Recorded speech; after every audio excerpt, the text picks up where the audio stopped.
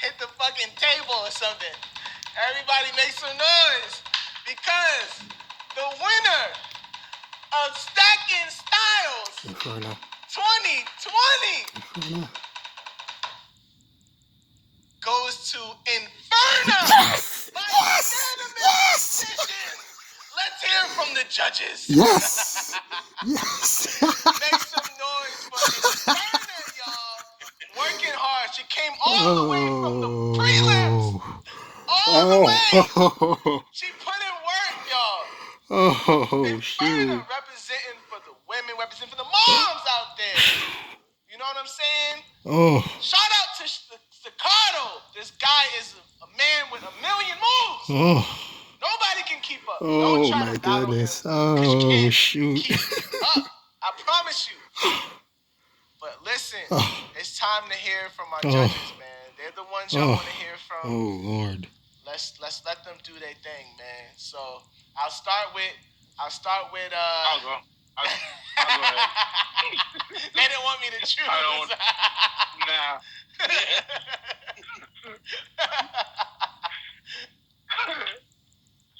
Yo, that was a hard battle to judge for real. That was really hard, and I kind of stayed in the decision. First off, like, yo, congrats to both. Like, that was great. That was really great, and I'm moved by this, and congratulations to the both of you for getting to the finals, right? Like, fantastic. But yeah, like I judge from the same place that I've been judging in the other weeks, where it's like the rule, and I'm focusing on the rule, shoot. and that rhythm rule, the musicality rule, I give it more to Inferno, and then when it came to the fixed point, even though that Inferno did like that whole energy in the park and with the people with the lights, and it's like that thing touched me. Like, I was frowning throughout the whole performance. I was like, but Staccato actually did the role better. He did that thing with the role. And then it came to the final, so it's 1-1. And then to the final round, when it came with the hands that were tied, Staccato did a lot of technical fixed point, like threading and being super agile, while Inferno was also agile, but it's just the vibe.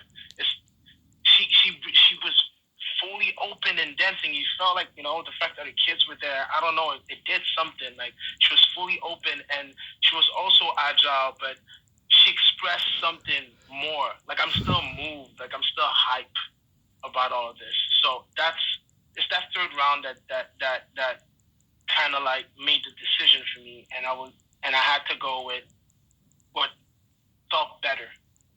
I can't even explain more than that. Like, what felt better in that last round. Yeah. Yo, fantastic. Thank you, Monster Pop. Nene, tell us how you Oh, feel. shoot. Tell us how you feel. So first of all, big shout out to, again, Staccato and Inferno, really for making it to the finals. This was really a pleasure to see both of y'all dance throughout the whole battle, or competition, I should say, and to see your final rounds.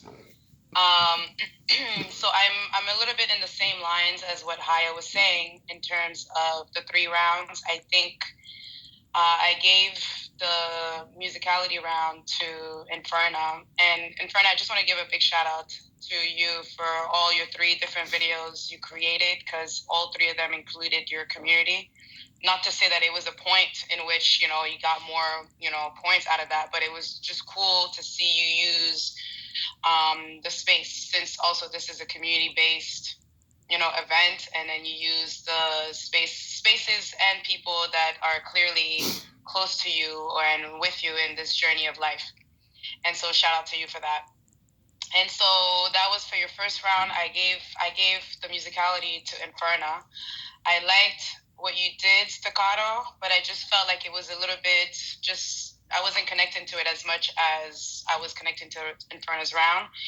And I just want to say also, like, we all have a different way of defining musicality. And I think at the end is being able as dancers to be able to dance and represent what we hear in the music and how we hear it, right? So I'm not here to say that you should have hit that or you could have hit that, but it's more so trying to figure out what you're hearing and how you're displaying it in your movement. In terms of the second round, I do give it to you, Staccato. I feel that it was a very clear idea of what you were doing in terms of your fixed point and invisible props. I was with you wherever you were. I was with you. I kind of was like, oh, that's dope concept.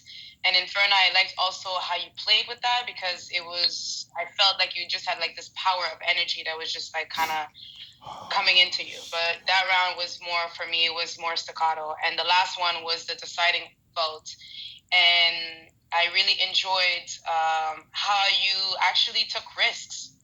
You went a little farther into your movement and you just decided to just kind of go places. And I felt you in just that much more. And that's why my vote went to you.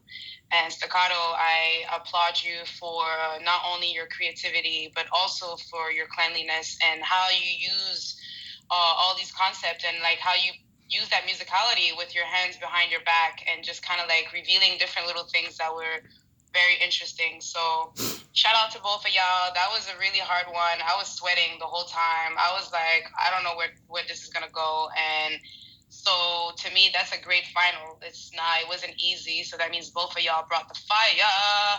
So thank you for that. Fire. Thank you for sharing, Nene. Go ahead, Rashad. I'm last. Oh shit. All right. Oh, and my video popped up. Okay.